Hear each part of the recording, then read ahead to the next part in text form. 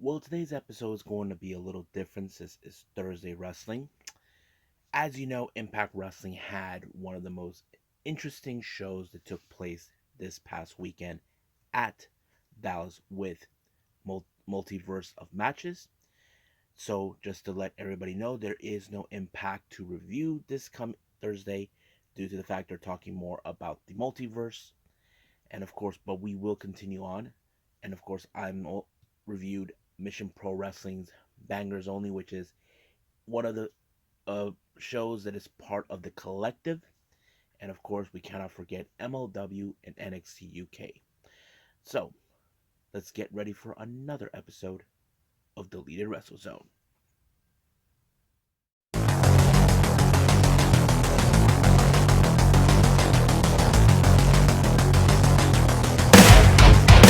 Are you ready? Get up, get up! Get up, get up! Get up, get up! Get up, get up! Get up, get up! Get up, get up!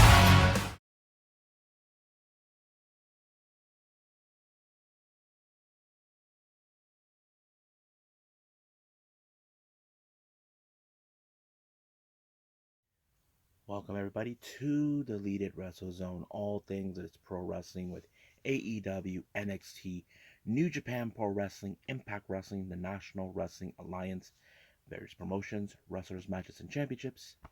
I am your host, Gerard here. So, let's begin with Impact Wrestling with Multiverse of Matches that took place on the 1st of April, or as we need to call it, April Fool's Day, but there was no joke here, just to let everybody know. The opening match we had is the X Division title on the line in a Ultimate X match. Now, those who are new to this channel or those who are new to Impact Wrestling, what the hell is an Ultimate X match? Well, it's a big structure that has an X on top. Either you have the X Division Championship on top or just a big ass X for the number one contendership. So we had competitors Jordan Grace, Chris Bay, Blake Christian, Vincent, Rich Swann, and of course, the X Division champion, Trey Miguel. Now, some of you probably say, why is Jordan Grace involved in this? Well, keep in mind, this is not her first time where she pursued the X Division championship. Uh, those who don't know, X Division means no limit. So basically, you can be a high flyer, you can be a powerhouse, however you want to say. There is no limit on that. So you had like Josh Alexander, who in fact was not a high flyer, but in the perspective, he was good at what he did. So it makes sense. However, the match could have won by Jordan, but if it wasn't for Vincent, who in fact stopped it. Now this match is so brutal, but somehow Trey Miguel was able to get to remove the belt himself and retain the title. Now this match is a bit of a feud going on between, well, the most interesting power couples here.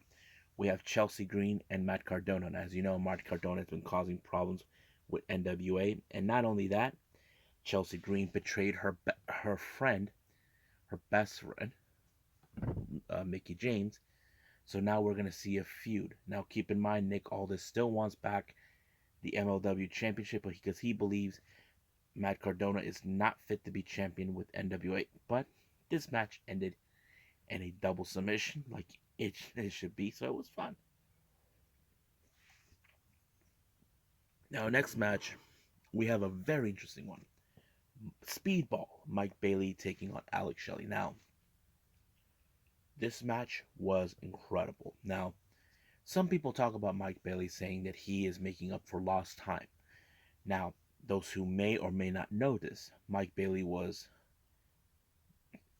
well, he's Canadian, but he was banned from entering the US.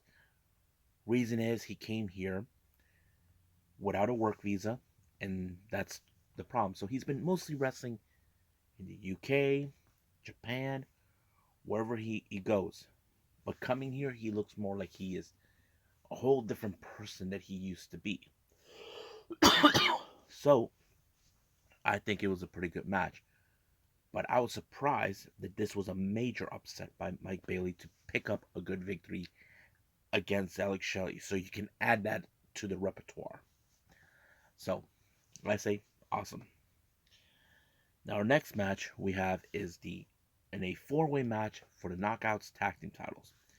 We have Decay, Havoc, and Rosemary versus Savannah Evans, Tosh and Stasha Steeles versus Lady C and Giselle Shaw versus the champions, The Influence, Madison Rain, and Tennille Dashwood. Now keep in mind, Rosemary does have a shot for the Knockouts Championship against Tasha Steeles, but there is the matter of Lady Frost and Giselle not getting along due to the fact that Giselle Shaw likes to steal the spotlight under the expense of Lady Frost, but it kind of felt like it was already going to fall apart regardless, but it did allow for Madison Rain and Tennille Dashwood to retain the titles. But however, there's still the matter that Caleb Decay was not there due to the fact there's still unanswered questions over what took place at Sacrifice. Now, our next match, we have Eddie Edwards. Instead of representing Impact, he decided to represent Pro Wrestling Noah, which was a bit of a rival company with New Japan Pro Wrestling, which we had Tomohiro Ishii. The reason Edwards decided to represent Pro Wrestling Noah, he felt that that Impact Wrestling has been corrupted, that he felt that there was honor with Pro Wrestling Noah, so that's the probably reason. But when it comes to Ishii, you know Ishii is, you gotta hit him harder, but you can't. He's in a trance, he becomes this mean guy, but that's how it is, and fortunately, Eddie Edwards suffered the consequences. So it did allow for Ishii to do like a lariat, and boom, it was over from there. 1, 2, 3. Good night, Irene. Next up, a very interesting match. We have PCO teaming up with Moose to take on Jonah and Josh Alexander. Now keep in mind, Jonah's only loss he ever had at Impact since arriving was against Josh Alexander. So this is more like a questionable, can they get along? But at some point they did, but it was Josh Alexander put PCO in the Seymour spike, and it was over from there. Next match, we have the Champ Challenge. Fabia Pache made her appearance to challenge Diana Purrazzo for the AAA Reina de Reinas Championship, which was no surprise since she was the one who lost that title to Diana Purrazzo. Now, you can say that this is a feud between these two. The result came the same, where, of course, Diana Purrazzo put her in the Fuji armbar and, boom, retained the title. But, however, Diana Purrazzo is not in a happy mood since she found out the Ring of Honor has an interim women's championship. It bothered her knowing that she's the true champion, but unfortunately, she has another thing to contend, and that is the number one contender for the Reina de Reinas Championship, La Güera Loca, Tel Valkyrie. So we will see that match between those two.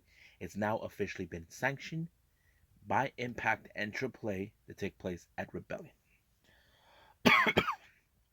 Now, our next match, we have Jay White versus Chris Sabin. Now, this is a very interesting match. Now, Jay White is confident of saying to Sabin, hey, I beat your tag team partner. I'll do the same thing to you. But man, that match was so insane. It was brutal. Even Sabin's chest was turning red. But unfortunately, once again, another pinfall by Jay White, but this time in a singles competition. The very first one. Now, Chris Sabin can go out and say, yes, I pinned him. But Jay White may not like that.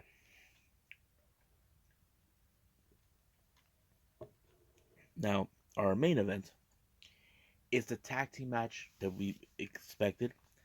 The Good Brothers, Doc Gallows and Carl Anderson versus the Briscoes, Mark and Jay.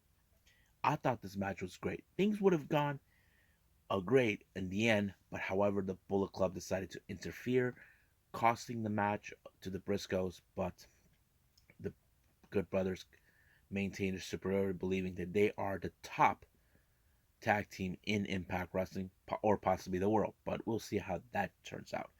So all of this was reviewed on the latest Impact Wrestling show, so There's no point for me to talk about it, but right now, since I did this, let's move on with Mission Pro Wrestling's Bangerz Only.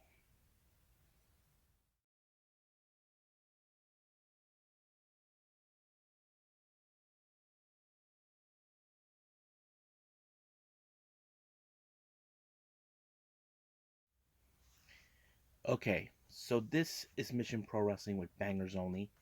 As you know, this is the one show that is in fact part of the collective. Now, we'll finish off the next two events of the collective on the following episode. So this one was very interesting. Now, the first match we have is Shazay McKenzie versus Janai Kai. Now, you know how this match is. Janai Kai, she's known as the kick demon. You know she's going to kick you, put you in a submission. However, and that's how it goes. You put her in an armbar, and blammo, submission, it's over right from there. Next match, JP Harlow, along with Ayla Fox, R.A. Fox's whatever, taking on, of course, Alley Catch. Now, you know Alley Catch. She's one of the toughest women ever. She doesn't back down from fight. And you know for a fact she's not going to take any crap, especially with JP Harlow. But unfortunately, he got himself in a pretty bad situation when Ali pinned him, which was a good match to teach him a lesson. Next up, we got Jody Threat versus La Rosa Negra. This was a pretty good match. I was like intrigued how this one is. Pinfall after pinfall, kicking out of the pinfalls, everything. It was amazing.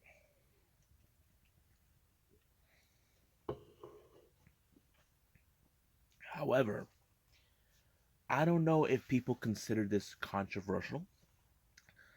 Rosa Negra did the frog splash, but somehow Jody overturned it into a pinfall, allowing herself to win. I don't know exactly if there's a controversy with that, but it looks like it, but I don't know. But yeah. But however, the record books did say Jody won the match. Now our next match is a tag team match. We got the Bionic Kingdom, a team that's been formed, and the first time appearance. This is between Genocide and Kylie King. I have to say, what a great combination. But the ring entrance is something out of the Legion of Doom, aka the Road Warriors. It was amazing. But their opponents, well, this was recently been formed. We have, of course, Bougie Reality between Rashay Chanel and Maddie Rakowski. Now you can say, with by hearing this match, you could say there is no way Bougie Reality is going to win. I would agree with you, but there is no denying that the Bionic Kingdom is a powerhouse. These two women were amazing, but somehow Maddie Rakowski was able to pick up the victory when she pinned Kylie King and win it. However, this is something we need to put out. Bougie Reality has faced up against the tag team champions. It wouldn't surprise me if that's what they're aiming for. Now, our next match, we have Masha Slamovich taking on Lindsay Snow. This was also one of those pound for pound type of matches. You probably wouldn't Mitch. But however, Lindsay Snow was able to win against Masha Slamovich in a submission move, armbar, and it was all there. So it's good night Irene from there. Next match, we have 6 women tag team match. The trios tag team match. We have the current NWA Women's Tag Team Champion, Allison Kay and Marty Bell, teaming up with Laney Luck, taking on the Renegade twins Charlotte and Robin, along with the top tier Jasmine Allure. So this match was practically good and also calculated by the Renegade twins. But however, it was Jasmine Allure that picked up the pin onto Laney Luck. However, it would not surprise me if the Renegade twins decided to challenge for the NWA Women's Tag Team Championship. They already hold 2. One, the Mission Pro Tag Team Champions, and the CCW Tag Team Champions. So that wouldn't surprise me. Now our next match we have is Trish Adora taking on Thunder Rosa. This match was great, unbelievably good. I enjoyed it, but however, it was Thunder Rosa with the Peruvian necktie that sealed the deal for her to win her match. So that's how it went down. Now, our main event is for the Mission Pro Wrestling Championship in a no disqualification match between Los Fisto and versus Holliday. I thought this match was so crazy. You wouldn't imagine that this match ended up in using all the tools out there to take one another out, but it was Holliday that was able to pick up the victory, to pick up a nice win to retain the title. I thought it was great. So yeah, so this show was great. I hope everybody can get to see it. Right now, let's move on with MLW.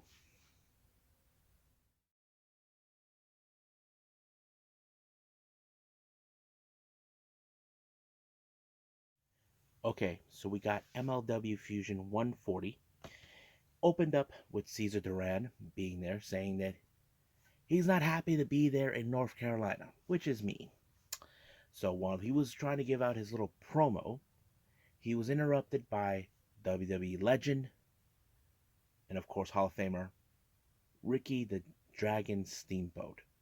Now, he also plays a pinnacle role in MLW in the past, so it was great to see him. Now, the real question does remain, why is he there? Well, he gave out the announcement that Cezar Duran is under investigation. Now, I don't know if this has something to do what happened when Savio Vega had Microman inside the office. The real question is, what did Microman heard that he passed on the information to Savio Vega? What is it that they discovered? This was an investigation that was created by Alicia Tude, but this was abandoned as soon as later when she started seeing, of course, Richard Holliday. However, while he was being escorted out of the premises, Richard Holliday, along with Alicia Tude, shows up. Now, it doesn't take a genius to figure out why he's there. You know for a fact he will try to demand for a shot of the MLW World Heavyweight Championship, believing he has a right to it. However, Steamboat put him in a match against Matt Cross, which it's not what he wants, but he has to do it. Now, as you know, we have new tag team champions. We have Powerhouse consistent of EJ and Duca and Calvin Tankman. This is something good that's been expecting.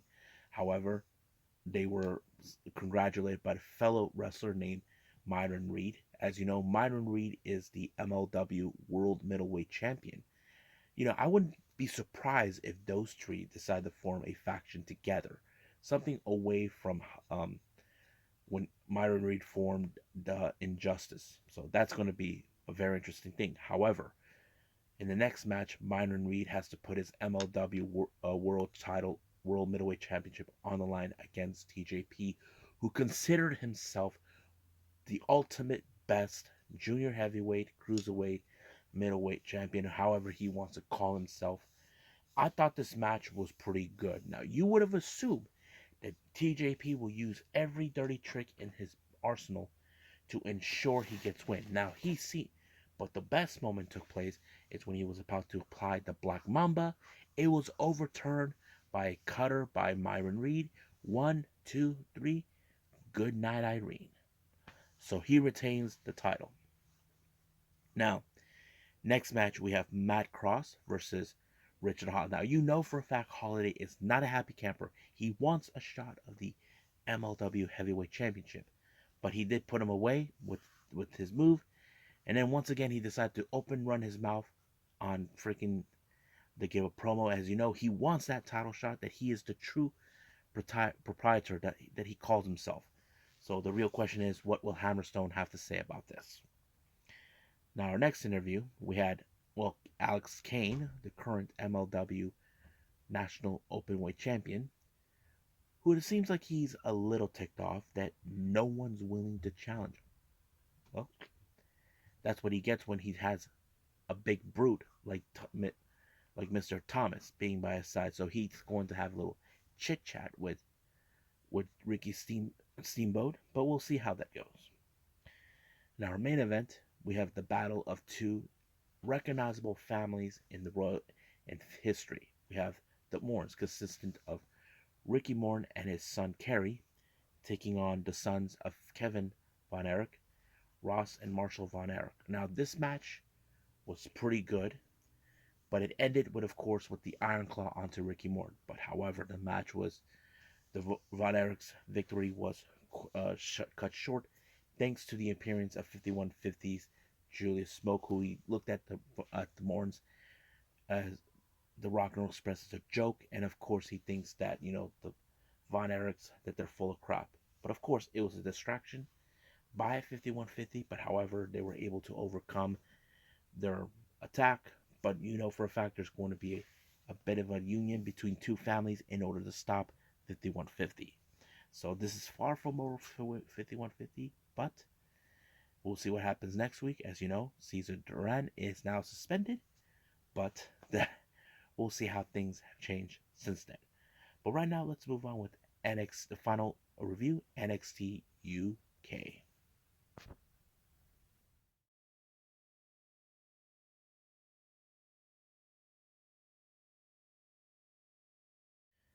Okay, our final review is NXT UK. It opened up with Primate, a member of Symbiosis, being accompanied by his tag team partner, T-Bone, and of course the sadistic, maniacal psychopath, Eddie Dennis, to take on Primate's former tag team partner, Wild Boar. Now keep in mind, Wild Boar has one thing in mind: to get his hands on Eddie Dennis. Now for a fact Eddie Dennis does not want no piece of it. So Eddie Dennis has confidence to believe Primate will finish off the job to make sure he does not get to him. However, he decided to cheat his way through by using the chains to keep him away from him. It did allow for Primate to pick up the victory, but all of a sudden, in the post-match, they decide to tie him up like an animal to teach him a lesson about trying to take revenge. But out of nowhere, Subculture member Mark Andrews, who we haven't seen for quite some time, arrived to help his one-time friend Wild Boar. As you know, Mark Andrews and Flash Morgan Webster at the time were attacked by Primate and Wild Boar, but now he decides to help them. But the real question does remain: will he join Subculture, or that'll be something else? Because as you know, it's been revealed that Flash Morgan Webster will not be returning to NXT. Now, the mind games continue between both Sam Gradwell and Kenny Williams. However, the cockroach strike again by putting maggots in his back. So this is going to go back and forth between these two. Now, there was a funny segment between Dave Mastiff and his tag team partner Jake Starks working out. All of a sudden, the Gallows boys, Mark and Joe Coffey, decided to interrupt. Looks like they're going to set themselves in a nice tag team. But what thing is funny is that we'll see how this one plays out. Now, as you know, D Familia has now been showing how dominant they have been. Tailman, who thinks he is some sort of whisper, believes that, things will go well once they defeat Wolfgang. But however, he did noted A-Kid is no longer be a problem since he's going to be permanently in NXT. So I had a feeling that's probably the case, but we'll see about that. However, the match between Wolfgang and Charlie Dempsey was brutal, but for a fact that since Rohan Raja was right there helping him, that kind of gave him the edge. Now, in the last couple of weeks, we have been noticing, of course, the bit of a controversial matter for the NXT UK Tag Team Championships. Now, Oliver Carter and Ashton Smith have not been so satisfied with how the last time their encounter as a tag team. Now, Trent Seven has been trying to maintain the composure, saying that they won fair and square, but however, they set up a series of singles matches. Each side has one up the other, but Sid Scala announced that there's going to be a match between them for the NXT UK Tag Team titles in 2 weeks' time. It's going to be Mustache Mountain versus Ashton Carter and Oliver Smith in a 2 out of 3 falls match. I'm excited. Hope everybody is. Now our main event is for the NXT UK Championship with Roderick Strong all the way from the U.S. from Diamond Mine to take on the Czar, Ilya Dragunov. Now, you know this match is going to be brutal. Now, you know that Roderick Strong is strong enough to take on a guy like Dragunov, but however, Dragunov had the much better hand when he pulled off the Moscow Torpedo, giving him the much better win. 1, 2, 3. The Czar remains in power. So I was pretty impressed with the whole thing. Uh, Sadly, we did not have any women's matches, but we'll see that hopefully by next week. So I think right now it's time for me to call it a day.